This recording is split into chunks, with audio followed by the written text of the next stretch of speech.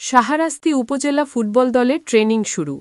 জেলা প্রশাসক গোল্ড কাপকে সামনে রেখে খেলোয়াড়দের প্রস্তুতি জোরদার। চাঁদপুরের শাহরাস্তি উপজেলা ফুটবল দল আজ থেকে আনুষ্ঠানিকভাবে ট্রেনিং শুরু করেছে।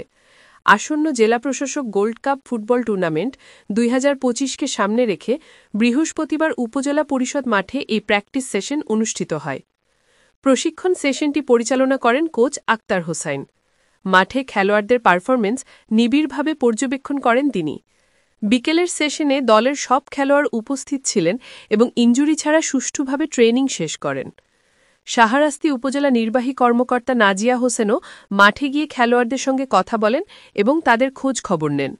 প্রশাসনিক দায়িত্বের পাশাপাশি স্থানীয় প্রতিভা বিকাশে তার উপস্থিতি খেলোয়াড়দের অনুপ্রাণিত করেছে। ফুটবল বিশেষজ্ঞদের মতে নিয়মিত ও পরিকল্পিত প্র্যাকটিস কোনো দলের শক্তি ও আত্মবিশ্বাস বাড়িয়ে দেয়। শাহরাস্তি উপজেলা দল এবার শারীরিক ফিটনেস, দলগত কৌশল এবং মানসিক প্রস্তুতির ওপর বেশি জোর দিচ্ছে। স্থানীয় ক্রীড়ামহল মনে করছে, সঠিক পরিকল্পনা ও ধারাবাহিক অনুশীলন বজায় থাকলে এই দল জেলা পর্যায়ে শক্ত প্রতিদ্বন্দ্বিতা গড়ে তুলতে সক্ষম হবে।